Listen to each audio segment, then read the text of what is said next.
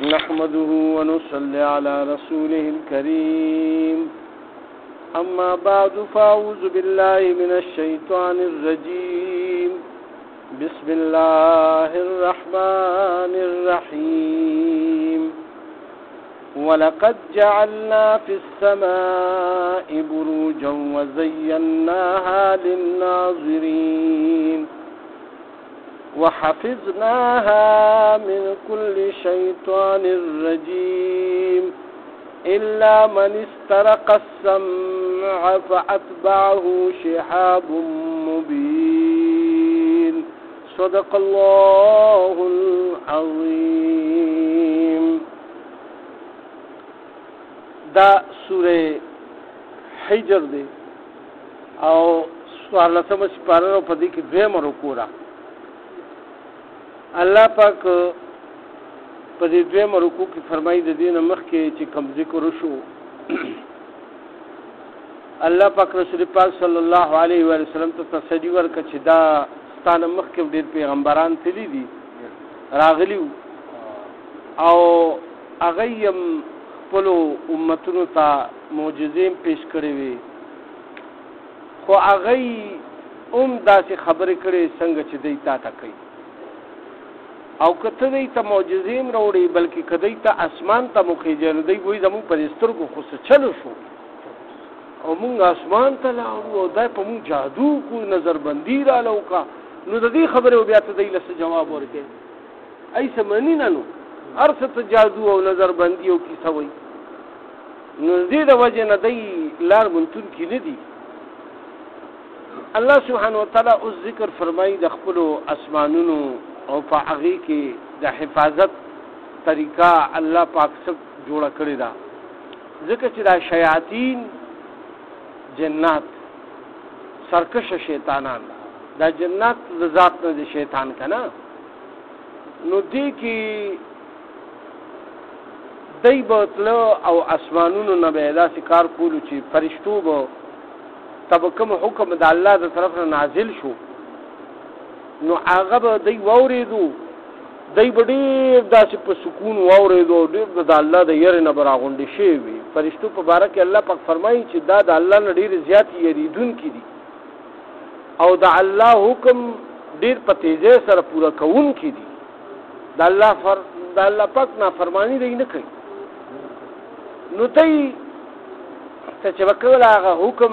نازل شو نو دی به چې واورېدل نو دی به بیا هغې پسې ډېر په تیزۍ کې تله د هغې د پوره کولو لپاره نو دا شیطانان به تله نو دی به هغلته غوږ ایښی نو هغه خبره به چې واورېده نو د هغلته نه به بس بیا دی شیطان یو له بل داسې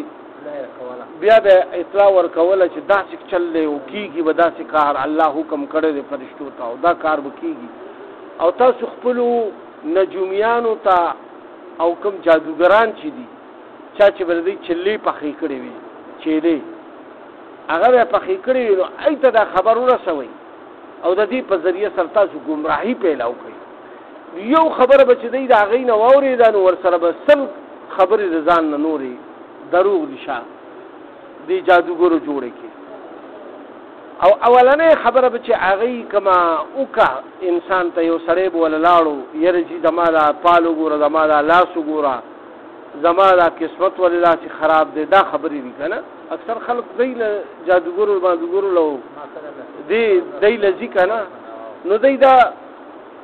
هغه یو خبره ورته داسې وکړي چې بس هغه ریشا غونتې وي او هغه ریشا خیجي یا د په کور کې هغه موجوده وي بس هغه وایي که دی نو همدغه دی او نورې خبرې ورته بس بیا منګړتې ووایي هلکه چې دا بیا دومره رسېدلي دي او دومره دغه دي دی بیا را شکرانې سلالي ته ماته دا ووایه چې دا دومره جنات او دا هر یو شی دی په قبضه کې دی او نو دی ته مال دولت حاصلول بیا څه کار دی چې بیا تا نه په تعویز باندې او په چوفه اخیستو باندې یا په جادو کولو باندې تا نه پیسې اخلي په زرګونو روپۍ دار چې خپل فیس دی هغه مقرر کړی نو دا بیا تا د څنګه دي نه دا ټول بس چل ولې بس دا کسی دي او رسول پاک صلی الله علیه وسلم یو حدیث مبارک فرمایي مفهوم دا سره وي چې چا چاته په دې غرض لا سخیولو چې زما د افعالو ګوره او زما د دغه وګوره او لاس یې ورمخکې کړو وایي د ده یعنې ډېر سخت ګناهګاري تر دې پورې چې د کفر ته دی رسي د دې دپاره فرمایي چې په دې باندې توبه او استغفار وکړئ چې کوم مونږ نه شوي دي او بیا ایمان تازه کوي او بیا دغه وکړي ولې چې دې باندې سړی کفر ته رسي چې د راتلونکي زمانې خبر صرف او صرف یو الله ته دی بل چاته نشته نو دا یقین وساتئ او فالګورو لمزئ او هغه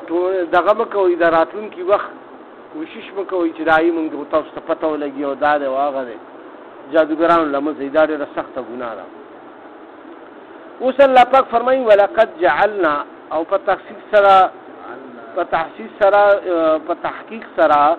ګرځولي مونږه چې سمای په اسمان کې یعنی جوړ کړي دي مونږه په اسمانونو کې برجونه وزیناها للناظرین او دامو خشته کړي دي د کتونکو خلکو دپاره برجونه څه ته وایي نو هسې خو برج په اصطلاح کې عام طور کلاګانو ته وایي څه ته وایي کلا دا غټې کلاګانې نه لکه د پېښور بالا حصار کلا ده یا داسې په هر ښار کې څنګه چې کلا کلا شاهي باغ ده داسې په لاور کې ده داسې په دلی کې ده داسې په کابل کې به هم وي کلي به دا پخوانو بادشاهانو به جوړولې نو هلکه پایي کې به برجونه و برجونه مورچه به وایي او غټ داسې چت دغه به ښه و پکې مناره غوندې او هغې که به ډېر بیا پوخ دیوالونه به د هغې ښتي وو پایي کې به توپې او ټوپکونو واله پخوا و پکې غشو مشو واله ناست وو د لرې ځای نه چې به کوم دشمن راتلو نو هغې کې به یې سوري پرېښي نو د هغه ځای نه به یې پرې ګزار کولو نو هغه فوج به یې د هغه ځای نه واپس کولو دا غشو واله به په هغې کې ناست وو بیا ورو چې ټوپکې راغې توپې راغې بیا میزایلې راغې اوس په هغه برجونو کې هغه څیزونه ایښي دي چې د لرې ځای نه فوج څه کړي نو هغه پرې فایر کړي او هغه فوج د هغه ځای نه د هغه مورچې نه یا د هغه کلا نه منې کوي نو دا برجونه الله پاک ګرځولي دي په اسمان کې او په دې کې فرشتې ځای په ځای باندې ناستې دي او هغه چې کوم دغه فرشتې الله سبحانه وتعالی مقرر کړي دي نو هغه حفاظت کې دغلته مقررې شوي دي خو دې کې مفسرینو حضراتو داسې لیکلي دي چې دا د دې نه هغه برجونه مراد نه دي د دې نه هغه برجونه مراد دي چې کوم الله سبحانه وتعالی یو قسم ستوري پیدا کړي دي او دا الله پاک په امر سره چې کله دا شیطانان دغه ته اورېدو لاړ شي نو د محمد صلی الله علیه وسلم نه مخکې به داسې کېده خو لیکن دا نه سختي به په دی باندې نه کېده دی باندې به مخکې دونه سختي نه کېده دی به لاړه خبرې اترې به یې واورې او بیا به راغه نو څه به پکې مړه شوه او څه به دغه شوه بیا پیرې ډېرې زیاتې سختې شوې د اسمانونو پیرې ډېرې سختې شوې دا جنات پرې ټول دنیا کې خواره شو او یو بل ته وی چې وګورئ چې څه چل شوی په دنیا کې څه داسې انقلاب راغلی دی چې د هغې د وجې نه په موږ باندې ډېره زیاته سختي شوې ده او اسمانونو باندې تل موږ ته بدې شوي دي او اوس خو بس بلکل چې څنګه موږ ځو نو بس مخې سره را باندې ګوله را خوشي شي د اور شعله او هغې سره موږ چې کوم دی نو اوس وځو او ټول چې څومره په مخه کې هغه شیطانان راځي هغه چې چا سره خبر وي هغه هم سوځي او هغه ورسره نور ملګري چې ملګري وي ټول سوځي نو دا څه چل شوی نو دی ټولګي چې کله خواره کړ نو یو ځای کې رسول پاک صلی الله علیه وسلم د سار مونځ ورکولو په یو سفر کې او هلته کې چې کله دا قرآن یې واورېدو نو په سوره جن کې دې ذکر دی چې هغه ځای کې هغه وی چې هغه جناتو کله د قرآن شریف واورېدو نو بس د دوی ټول ته یې اوازونه وکړه لکه راشئ دلته دا قرآن واورئ تاسو دا خو عجیبه کلام دی دا مونږ چې اورو د قرآن شریف نوم نه ورتو وایي دا خو عجیبه کلام دی او دا د الله رب العزت د طرف نه نازل شوی دی او دا ضرور دلته راغلی بیا راغه او رسول پاک صلی الله علیه وسلم نه هغه قرآن شریف واورېدو بیا هغه خپل کسانو ته ووایي چې بهی دغه شانتې په مکه معظمه کې چې کوم دی نو دغه دی مدینه او مکه معظمه کې چې کوم دی یو پیغمبر پیدا شوی او داسې الله په کلام نازل کړ بیا هغوی څه نور کسان هم راوسته بیا هغوی ایمان هم راوړو څه کسانو پسې نو دی دا مطلب دلته کې الله پاک فرمایي چې دغه برجونو کې مونږ چې کوم جګړه کړي نو دې کې بعضې دغه ستوري چې دي دا مونږ مزین کړي دي خشته کړي مو دي د کتونکو دپاره دا څومره ستوري چې مونږ تاسو ته د اسمان ښکاري نو دا څه بېکاره څیزونه نه دي چې یاره بس دا دغه دي دا ټول د کار ځایونه دي او ستوري دي زمونږ د دې ځمکې غوندې صرف په دې ځمکه باندې الله پاک د انسانانو دپاره هغه څیزونه پیدا کړي دي کوم چې دته ضرورت دی لکه اکسیجن د هوا ضرورت دی دته چې دی پکې ساه اخلي د خوراک ضرورت دی چې په دې کې بارانونه کېږي او هغه بارانونه سره بیا د ځمکه راوټوکېږي او بیا پکې الله پاک میوې دانې د ده دپاره لګولي دي بیا د ده د ضرورت دپاره الله پاک مویشیان زناور ساتلی دي چې هغه زناور د استعمال کې راولي د چا غوښې خوري څوک بردارۍ لپاره کار باندې راولي په چا سورلی کوي او په چا سامان وغیره د یو ځای بل ځای نه وړي نو دا ټول کارونه ته اخلي دا ټول نعمتونه الله پاک په دې ځمکه کې کېښو او بیا آدم علیه السلام دې ځمکې ته راکوز کړو د آدم علیه السلام د راتلو نه مخکې الله پاک په دې ځمکه کې یعنی د هر یو شی هر نعمت د دې انسان یعنی هغه مخکې پیدا کړو چې زما دا انسان چې پیدا کېږي چې دلته د هېڅ څیز کمی نه اوس څومره ګوره زمانه وشوه د نن نه 200 کاله مخکې بجلي نه وه د نن نه 200 کاله مخکې چې کوم دی نو ټینک او جاز او ریلګاډي او دا څیزونه نو هم هغه په خچرو باندې او په خرونو باندې بلکې د نن نه 50-60 کاله وروسته تاسو لاړ شئ که نه نو په عربو کې حج شریف چې خلک راتله نو په ګاډو کې او په ګاډو کې او په دغه باندې په دې څیزونو را روان دي او لږې لږې دا موټرې لارې راوتې وي ځکه چې کیمره بیا ایجاد شو د هغې نه مخکیني څیزونه په کیمره کې داسې خاص نه دي راغلي صرف هغه فوټوان غوندې راغلي دي چې خلکو دوک د زړوکې چوري دي او داسې ټاټونه غوندې څه داسې خاص سم پوشاک هم نو او غټ غټ غوندې زړوکې یې چوري دي او داسې ناست دي څوک په ځمکه باندې پکي مکي نو دغه نو ګرمي به وه سخته څوک بس تش لنګ والی دی دغه شانتې بغیر کمیسه ګرځي لکه ګرمي نه ډېره سخته که نه عربو کې نو سهولتونه خو دا ونه دی سیګان او دا خو ټول بجلی سره راغله که نه نو دا څیزونه الله پاک په دې ځمکه کې ایښي خو چې کله انسانانو بیا تحقیق څومره په زمانه کې جدید کېده او دې کې تحقیقات کېده نو دا نوي څیزونه اوس دغه شو اوس دا وګوره تاسو کوم ځای ته څیزونه ورسېدو هوا باندې جاز والوتو میزایلونه جوړ شو بجلی راغه ایسیګان جوړ شو څومره سهولتونه د زمزم اوبه څومره عام شي مونږ ته وجي صاحب خبره کوله د نن نه 30-40 سال 50 سال مخکې خبره را دومره مخکې نه ده هغه حج شریف راتلی هغه وی مونږ چې یو چکر والو که نه وایي د 1 ریال اوبه به مسکلي وایي خلکو به داسې ګیلاس نیولی وړوکې غوندې ګیلاس او وایي په 1 ریال به یې ورکولو وایي مونږ به هغه حج چې و ډېر سخت په اوړي کې راغلی و یو حاجي صاحب تللی هغه ما ته واقعه بیانوله نو وایي مونږ چې داسې چکر ووالو نو وایي بس وروره بس تږي به شو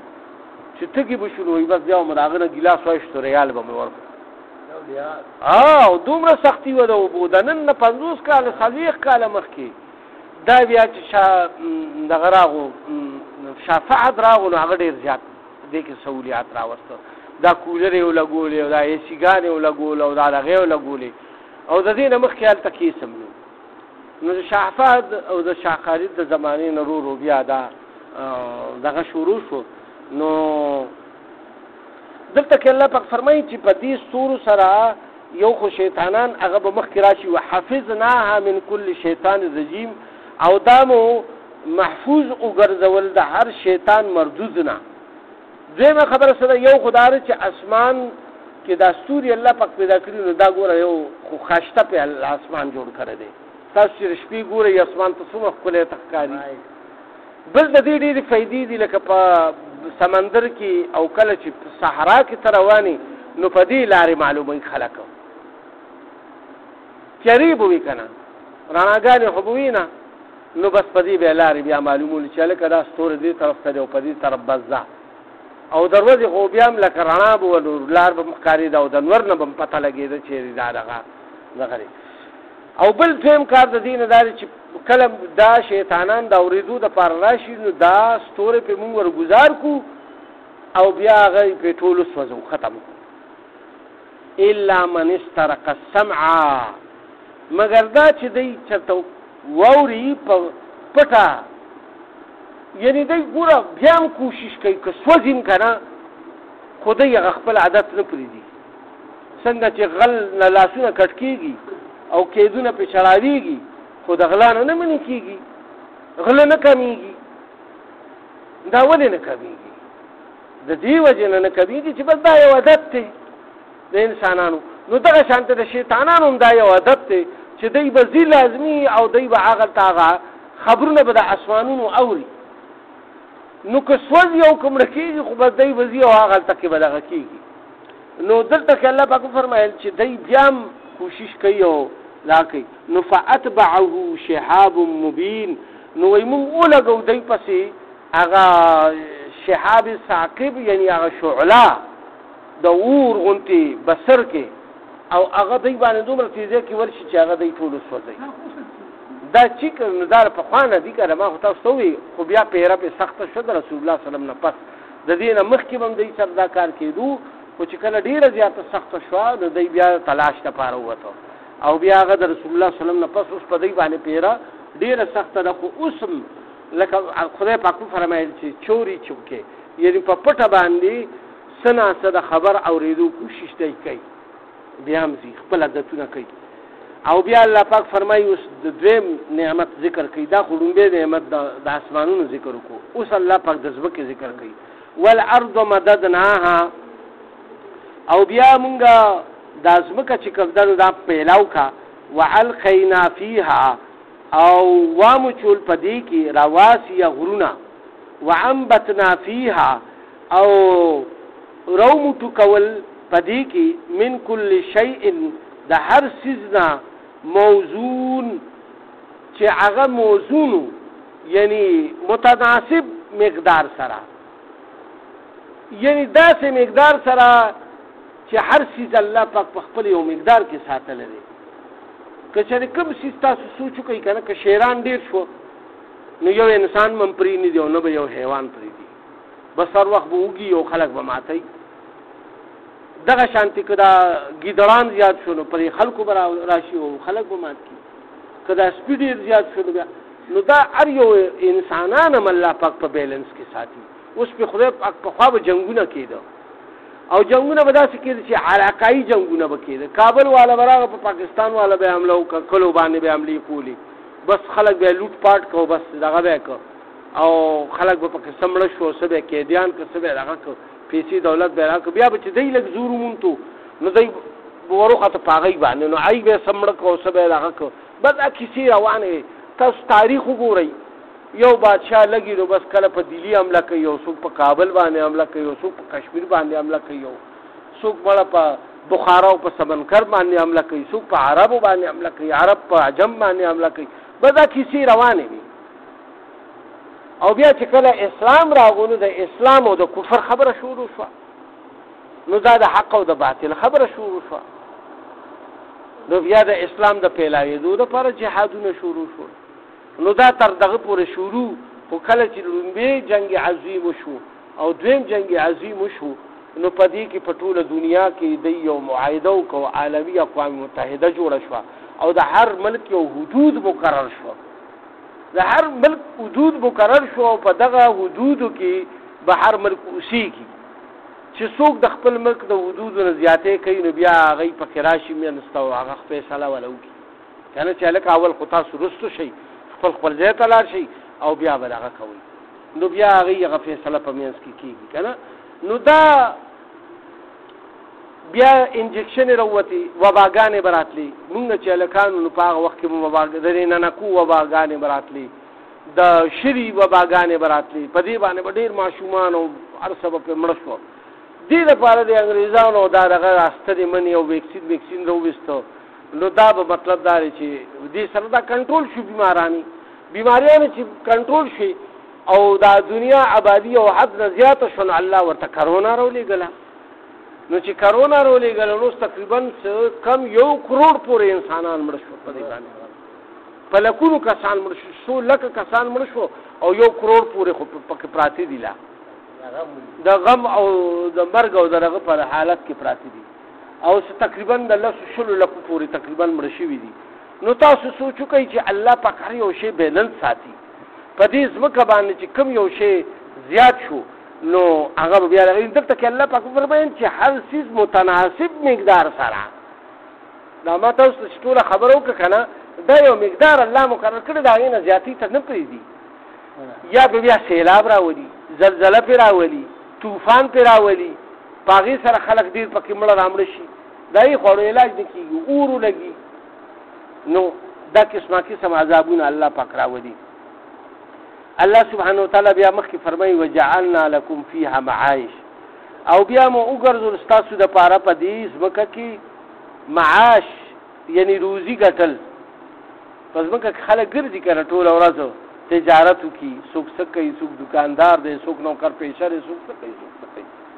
بس معاش پکې کوي وما لستم له برازقین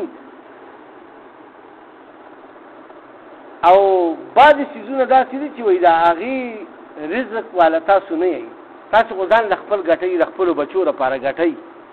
یا کوم حیوانات چې تاسو ساتلي وي دا غي نه फायदा اخلي لکه پي وغیرہ ته اخلي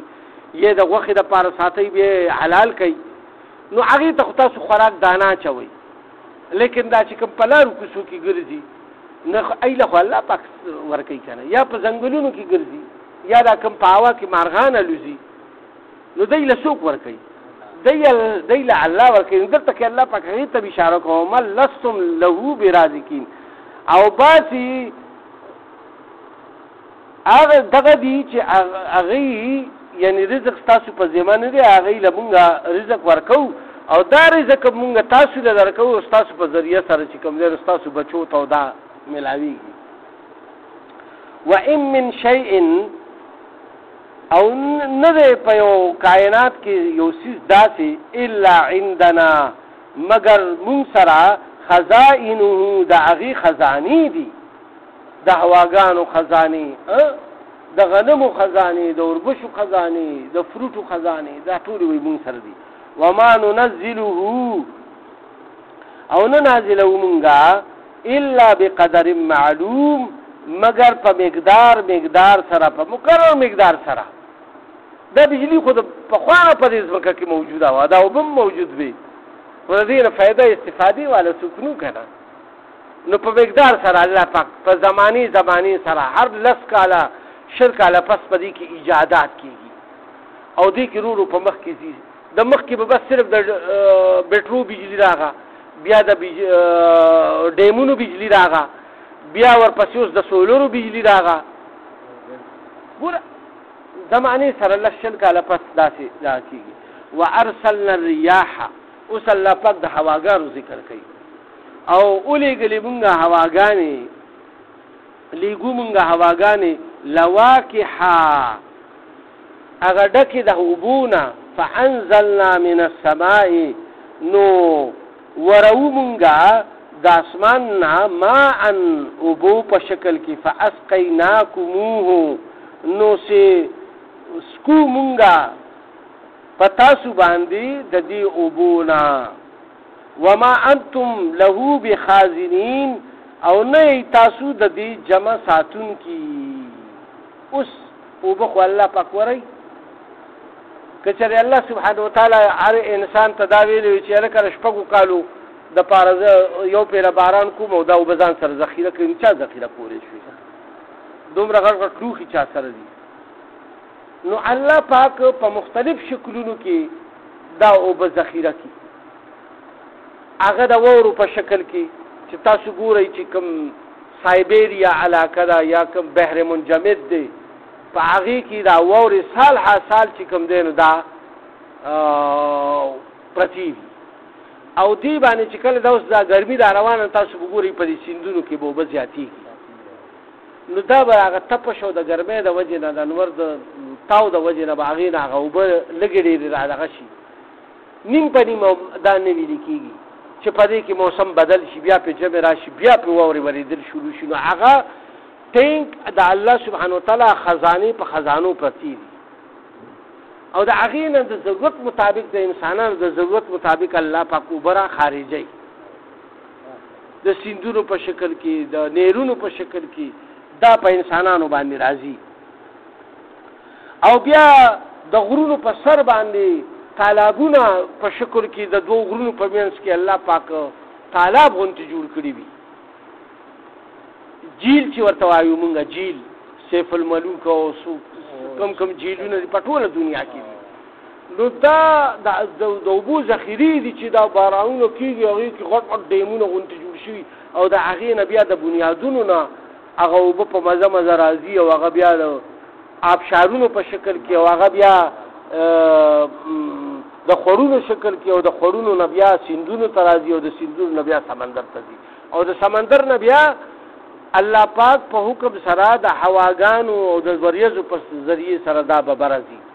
دا بس یو سلسله تر قیامته پورې به روانه وي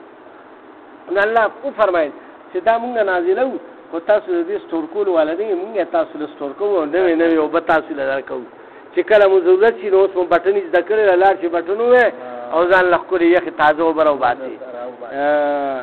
وإنا لنحن نحيي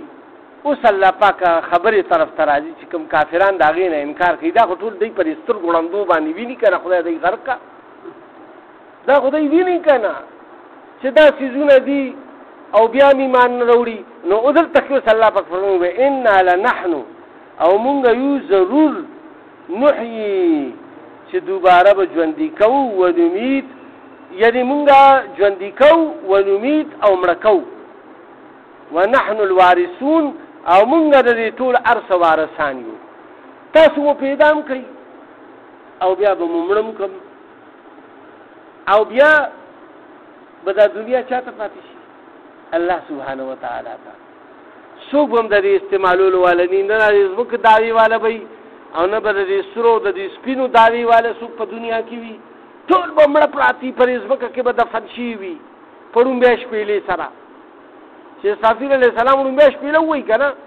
نو ټول انسانان به مړه شي حیوانان به مړه شي هېڅ زنده سر به پاتې نه شي نو بیا به الله پاک اعلان وکړي چې وایي څوک د نن بادشاهي د چا دپاره نه څوک به اواز ورکولو واله نه وي درې پېرې به الله اواز کوي څوک به اواز نه ورکوي بیا په خپله الله په خپل ځان له اواز ورکوي چې نن بادشاهي صرف د الله رب العزت دپاره ده نو دلته الله پاک فرمایي چې ونحن الوارثون او د دې ځمکې او د دې مال او دولت او د سرو سپینو او د دې جایدادونو د دې هر څه خو مونږ وارثان یو دا خو زمونږ څیزونه دي مونږ ته پاتې کېږي تاسو خو هسې دعوې کوئ ولقد علمنا المستقدمین او یقینا مونږه ته علم دی د هغه مخکینو خلکو چې کوم تیر شوي دي ستاسو نه مخکې منکم ستاسو نه مخکې ولقد علمنا او په تحقیق سره مونږ ته دام پته ده المستاخرین هغه د راتلونکو خلکو یا چې کوم اوس خلک موجود دي زمونږ د علم نه یو خبره هم بهر نه ده چې کوم تللي دي تیر شوي یو څه عملونه یې کړي هغه مونږ سره محفوظ دي چې څوک اوس ژوندي دي یو څه عملونه کوي یو څه کوي هغه مونږ ته پته ده او چې څه به تر قیامته پورې راتلونکي خلک ژوندي یعنې پیدا کېږي به هغوی به چې څه کوي نو هغه مونږ ته پته ده الله پاک خپل قدرتونه ښیي ښه وان ربک او بېشکه رب ستا چې دی ویحشرهم هغه به بیا تاسو راغونډ کړي دې ټولو خلکو لره به راغونډ کړي مخکینو اوسنو او راتلونکي خلکو له به دی راغونډ کړي انه حکیم علیم بېشکه چې هغه ډېر زیات حکمت والا دی او د هر څه نه خبردار دی څوک الله رب العزت الله پاک دې زمونږ په الله سبحانه وتعالی باندې ایمان مضبوط کړي چې په الله باندې په صحیح معنو کې مونږ ایمان راوړو او خدای پاک دې مونږ ته او زمونږ اهل عیال ته ټول مؤمنانو مسلمانانو انسانانو ته هدایت نصیب کړي یا الله په دې قرآن شریف کې چې زمونږ نه د معنی کې مفهوم کې یا په ترجمه کې په تفسیر کې څه کمې زیاتې شي مغفرت وکړي آمین مونږ نه کارونه واري چې تاسو د رضا او د لقا او د قرب سبب وشي په مونږ کې په کورونو هسپتالونو کې الله څومره بیماران دي شفایاب کې څومره قرضداران دي قرضونه اخلاص کې د چا څه شرعي حاجات دي یا الله د خپل غیبي خزانه ورته پوره کړي د حق او حلال د رزق فراغ سبب د ټول مونږ سبب پرپور کړي وطن باندې وکړي یا الله زمونږ آبا او اجداد څومره مخکې وفات شوي د هغوی ټولو مغفرت وکړي څوک په څه قسم مصیبتونه آفتونه کې د تمام دنیا مؤمنان مسلمانان دغه مصیبتونه آفتونه پرې لرې کړي او رحم کرم والا معامله مونږ ټولو سره وکړي په دنیا او په آخرت کې او په آخر کې مو دا عظیم شانه کریمه نصیب کړي چې لا اله الا الله